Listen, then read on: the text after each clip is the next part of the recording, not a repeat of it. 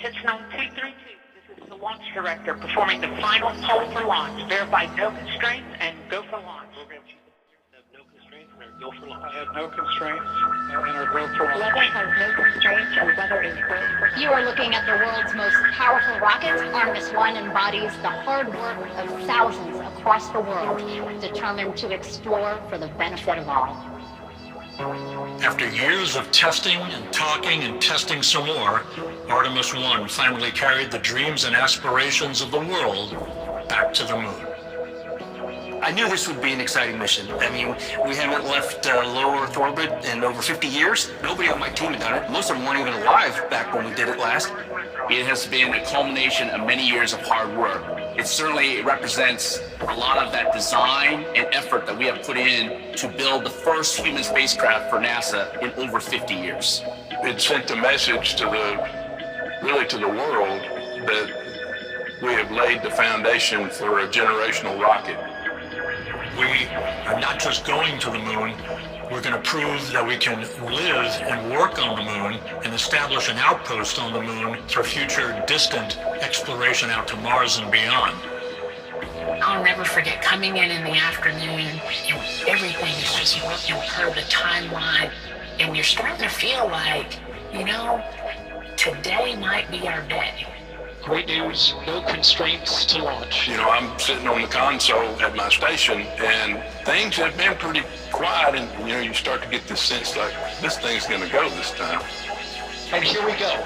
In the wee hours of that morning of November 16th came, it all fell together, and the payoff was a launch that shook you to your foundation and signified that America was back on the road to the moon.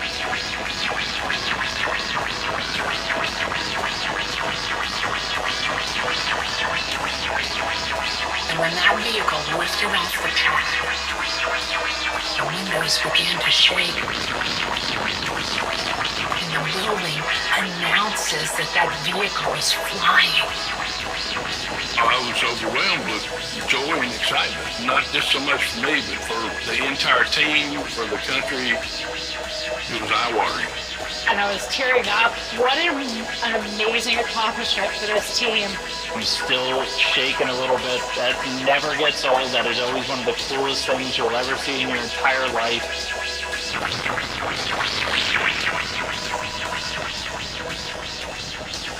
It's like, oh my gosh, this adrenaline rush just hit you. And I knew this is it. It's game time. We're off and running now. For the first time in 50 years, we were breaking out of low Earth orbit to head toward the moon.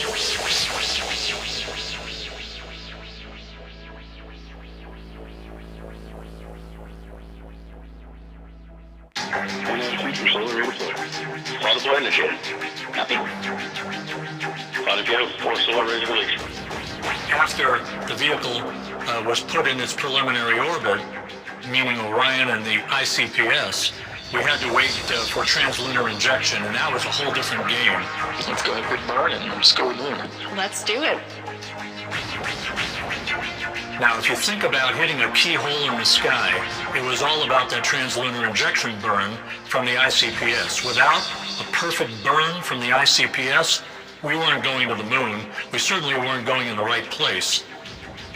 That little RL-10, the engine that could, went on and had the longest burn it had ever had in the history of the RL-10 program, which goes back many, many years. SLS set us up for success. The launch vehicle and the insertion point was over 99% accurate to where they predicted. Orion is now flying free, attached to the European service module and on its journey to the moon. We had video from Orion shortly after the translunar injection burn was complete. Orion flipped around and we took pictures of the Earth, and I had no words. It was just amazing, amazing. The views of our blue marble in the blackness of space now capturing the imagination of a new generation. the Artemis generation.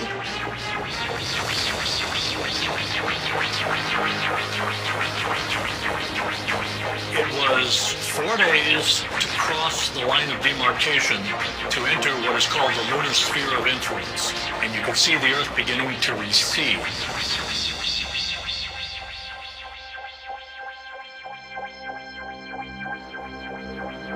Our first big burn was the outbound powered flyby, which is the one where we went right by the moon. Orion was actually on the backside of the moon, so we did not have communications with it, so we had to set everything up ahead of time.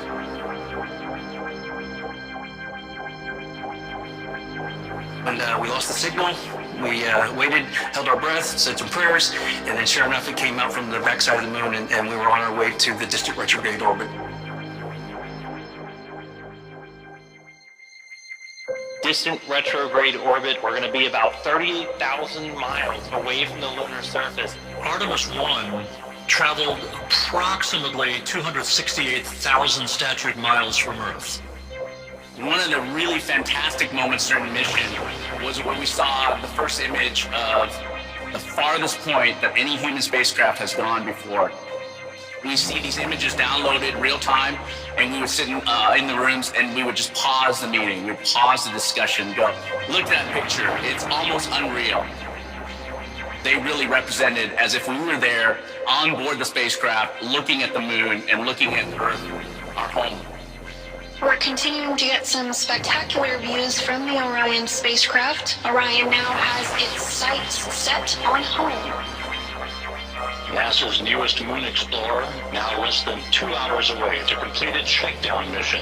When you hit the Earth's atmosphere, entry interface, we did what we call a skip entry, where Orion bored down into the atmosphere for a period of time, then it popped out, and then it skipped upwards of thousands of miles. And if you don't come back into the atmosphere with accuracy, you will skip out of the Earth's orbit and not be able to return. And we did that intentionally because we wanted them to come back down and do a second heating cycle where it's coming back into the atmosphere, basically a double heating to really stress the heat shield. It's hard not to hold your breath when all of that's happening, because I'm thinking to myself, if this doesn't go well, what do I do? What do I have? That was the major objective of Artemis 1. We had to prove that that heat shield would be rock solid to sustain a crew, because if you don't ablate the heat, you're done. And there it is, high over the Pacific, America's new ticket to ride to the moon and beyond now in view. Finally, on re-entry, that was a culmination of that 25-day mission that we waited with bated breath to make sure our baby came home. Splashdown, Orion, back on Earth. And when it hits the water, everyone just goes. It's just a rush to get to the capsule as quickly as we can. And so the teams, they feel the sense of urgency. The small boats move, the helicopters move, we're taking imagery from the air. We handled the recovery capsule like it was a fragile egg. We wanted to make sure that the heat shield got all the data that they needed, that everything, all the mechanisms were preserved. From Tranquility Base to Taurus Littrow to the tranquil waters of the Pacific, the latest chapter of NASA's journey to the moon comes to a close. You could sense a sigh of relief in the flight control room in Houston, knowing that our job was complete. We had brought Orion home successfully and set the stage for grander things to come in the future. It was a testament to the hardware, but it was a testament to the teams, all of the teams that had a hand in bringing that hardware together. We learned so much about how this vehicle is going to operate, and we proved that it is ready to put humans on board. For Orion and for Artemis, this is just the starting point. Next thing is getting ready to fly the crew on Artemis 2. Ladies and gentlemen, your Artemis 2 crew. So, waiting in the wings, Artemis 2. And now, the humans are getting on board. Artemis I, an uncrewed mission, marked a significant milestone in NASA's Artemis program, setting the stage for the return of humans to the moon. Launched on November 16, 2022, atop the powerful Space Launch System (SLS) rocket, the mission achieved historic performance benchmarks, surpassing initial expectations for efficiency and safety.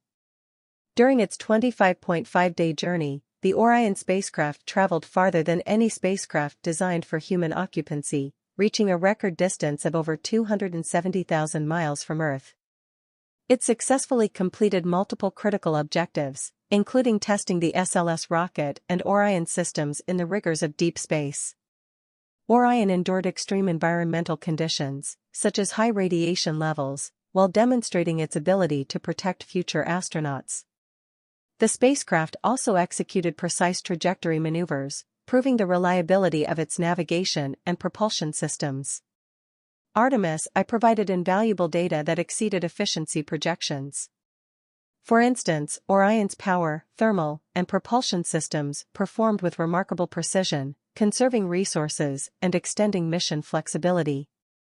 Additionally, the mission validated safety protocols, including the performance of Orion's heat shield during re-entry, which endured temperatures nearing 5,000 degrees Fahrenheit as the spacecraft re-entered Earth's atmosphere at 24,500 miles per hour.